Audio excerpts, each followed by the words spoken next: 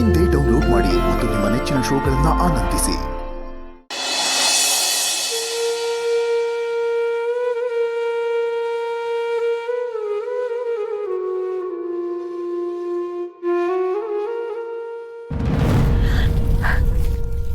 ಅಣ್ಣ ಅಣ್ಣ ಅಯ್ಯೋ ಅಣ್ಣ ಅಣ್ಣ ಏನಣ್ಣ ಇದು? ಏನಾಯ್ತು ನಿಂಗೆ? ಮೈಲಿಗೆ ಅನ್ನೋದು ದೇಹ ಕಂಡುಕೊಳ್ಳೋದಲ್ಲಮ್ಮ, ಮನಸ್ಸಿಗೆ ರಕ್ತ ಕಂಡುಕೊಳ್ಳೋ ಕಲೆ ಅದು. ಒಬ್ಬರು ಜೀವ ತೆಗೆಯುವ ಅಧಿಕಾರ ಇನ್ನೊಬ್ಬರಿಗಿಲ್ವೇ ಇಲ್ಲ. ಜನ್ಮ ಕೊಟ್ಟವನಿಗೆ ಕೂಡ ಜೀವ ತೆಗೆಯುವ ಅಧಿಕಾರ ಇಲ್ಲ, ದೇವರಿಗೂ ಇಲ್ಲ. ಆದರೆ ನನ್ನ ಮಗ 2 ಜೀವನ ಬಲಿ ತಗೋಬಿಟ್ಟ.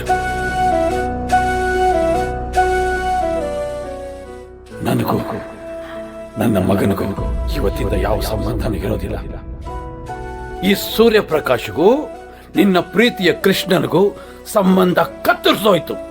ಅವನು ಯಾವುದೇ ಕಾರಣಕ್ಕೂ ಈ ಮನೆ ಹೊಸರು ತುಳಿಬಾರದು ಯಶೋಧ. ಅಣ್ಣ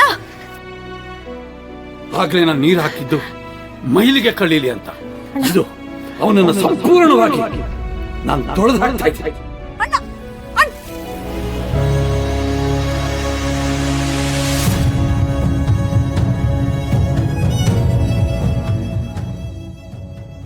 ಏನಾಗಿದೆ ನಿಂಗೆ? ಯಾಕೆ ಈ ತರ ಹುಚ್ಚಾಟ ಆಡ್ತಿದ್ಯಾ?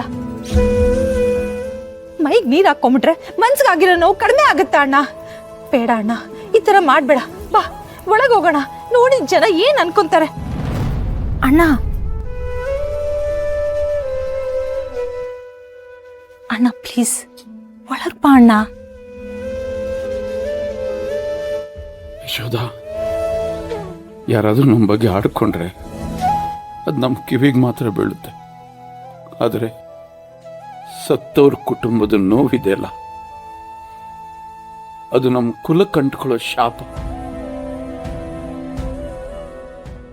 ಇವತ್ತು ಆ ದೃಶ್ಯ ನೋಡ್ಬೇಕಾಗಿತ್ತು. 2 ಶವ ಮಲಗಿಸಿದ್ದಾರೆ. ಆ ಮಕ್ಕಳನ್ನು ಕಳ್ಕೊಂಡ ತಾಯಿಯಂದರು, ಅಣ್ಣನ ಕಳ್ಕೊಂಡಿರೋ 3 ಜನ ತಂಗಿಯರು. ಆ ರೋದನೆ ಯಶೋಧ ನನ್ನ ಕೈಲಿ ತಡ್ಕೊಳಕ್ಕಾಗ್ಲಿಲ್ಲ. ಯಶೋಧ ನನ್ನ ಕೈಲಿ ತಡ್ಕೊಳಕ್ಕಾಗ್ಲಿಲ್ಲ. ಅವ್ರ ಕಣ್ಣಿಂದ ಬೀಳೋ ಒಂದೊಂದು ಹನಿ ನಮ್ಮ ಪ್ರತಿ ಸದಸ್ಯರಿಗೆ ಅಂಟ್ಕೊಳುತ್ತೆ. ನಾವು ಅದರಿಂದ ಹೊರಗಡೆ ಬರೋಕ್ಕೆ ಸಾಧ್ಯನೇ ಇಲ್ಲ. ಹೇಗೆ ನಾವು ಇದರಿಂದ ಪ್ರಾಯಶ್ಚಿತ್ತ ಹೇಗೆ ನನಗೆ ಅರ್ಥ ಆಗ್ತಿಲ್ಲ. ಅಣ್ಣ ಪ್ಲೀಸ್ ಇಲ್ಲಿ ನೋಡು, ಸಮಾಧಾನ ಮಾಡ್ಕೊ. ನೀನೇ ಹೀಗೆ ಕುಗ್ಗೋದ್ರೆ ಹೇಗಣ್ಣ? ಅಣ್ಣ ಪ್ಲೀಸ್ ಬಾ, ಒಳಗೆ ಹೋಗೋಣ. ಬಾ, ನನ್ನ ಮಾತು ಕೇಳು, ಒಳಗೆ ಹೋಗೋಣ. ಬಾ ಅಣ್ಣ ಪ್ಲೀಸ್. ಅಪ್ಪ ನಾನು ನಿಮ್ಮ ಹತ್ರ ಒಂದು ಸತ್ಯ ಹೇಳಬೇಕಪ್ಪ. ಕೃಷ್ಣ ಮಾಡಿರೋದು. ಏಯ್ ವಿನಯ್, ಬುದ್ಧಿ ಇದೆಯಾ ನಿಂಗೆ? ಯಾವ ಸಮಯದಲ್ಲಿ ಏನ್ ಮಾತಾಡ್ಬೇಕು ಅಂತ ಗೊತ್ತಿಲ್ಲ. ಅಣ್ಣ ನೋಡಿದ್ರೆ ಈ ಸ್ಥಿತಿನಲ್ಲಿದ್ದಾನೆ, ಸತ್ಯ ಹೇಳ್ತೀಯ? ಏನಿದೆ ಸತ್ಯ ಹೇಳೋದಕ್ಕೆ? ಏನಿದೆ ಸತ್ಯ ಹೇಳೋದಕ್ಕೆ? ನೋಡು, ಅದೇನ್ ಸತ್ಯ ಸುಳ್ಳು ಆಮೇಲೆ ಲೆಕ್ಕಾಚಾರ ಹಾಕೋಣ. ಹೋಗೊಳಗೆ ಹೋಗ. ಹೋಗೋ.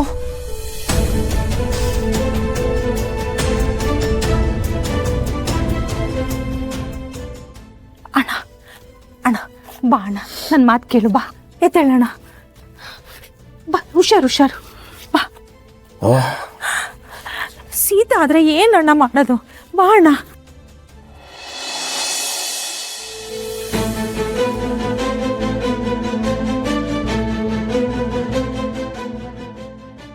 ಸರ್, ಒಂದು ಫೋನ್ ಮಾಡಬೇಕು.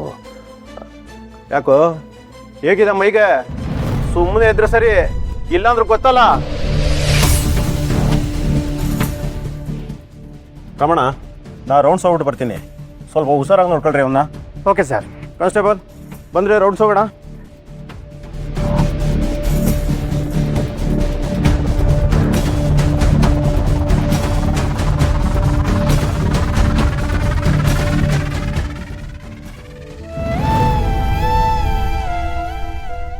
ಬೇಗ ಫೋನ್ ಮಾಡು. ಯಾರು ನೋಡಿದ್ರೆ ಇಬ್ಬರಿಗೂ ತೊಂದರೆ ಆಗುತ್ತೆ. Thanks sir.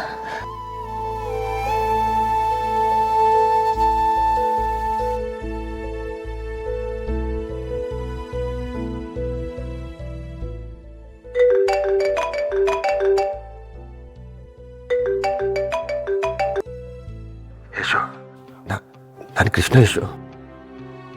ಮನೆ ಪರಿಸ್ಥಿತಿ ಹೇಗಿದೆ? ಕೃಷ್ಣ ಕೃಷ್ಣ ಎಲ್ಲ ಮುಗ್ದೋಯ್ತು ಕಣೋ. ಇದ್ದಿದ್ದೊಂದು ಪ್ರಾಣ ಕೂಡ ಹೊರಟೋಗ್ಬಿಡ್ತು.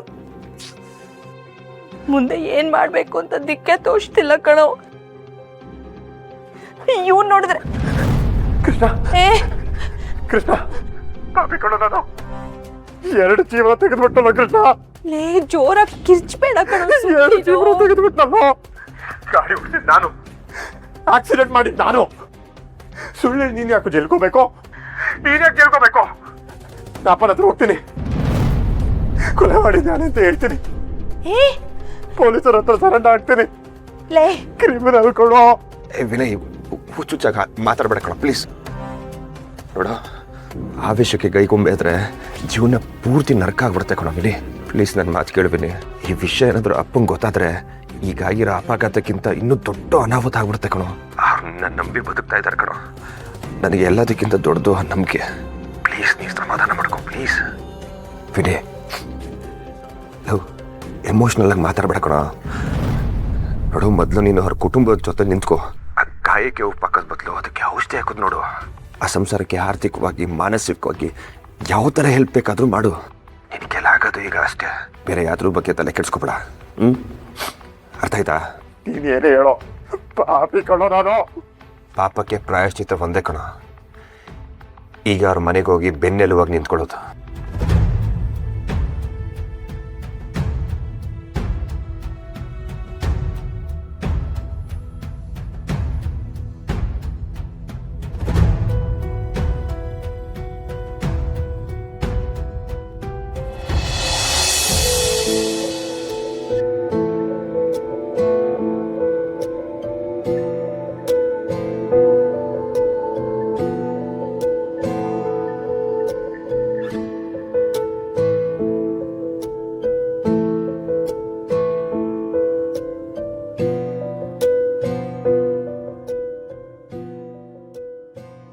ಅಕ್ಕ, ಎದೆ ಒಳಗಿರೋ ನೋವಿನ ಗಂಟನ ಸ್ವಲ್ಪ ಕರಗಿಸ್ಕೊ. ನನಗೆ ನಿನ್ನ ಮನಸ್ಥಿತಿ ಅರ್ಥ ಆಗುತ್ತೆ. ನಮಗೆ ಅವನು ಅಣ್ಣ, ಆದರೆ ನಿನಗೆ ಆಕಾಶನೇ ಚೂರಾಗಿ ತಲೆ ಮೇಲೆ ಬಿದ್ದಿರೋ ಹಾಗಾಗಿದೆ. ನೋಡು, ಸ್ವಲ್ಪ ಧೈರ್ಯ ತಂದ್ಕೊ. ಇವಾಗ ನಮ್ಮ ಬದುಕು ಸೂತ್ರ ಕತ್ತರಿಸಿರೋ ಗಾಳಿಪಟ ಥರ ಆಗಿದೆ. ಅದನ್ನು ನಾವಿವಾಗ ಮತ್ತೆ ಕಟ್ಕೊಳ್ಬೇಕು. ಅದಕ್ಕೆ ಸ್ವಲ್ಪ ಸಮಯ ಹಿಡಿಯುತ್ತೆ.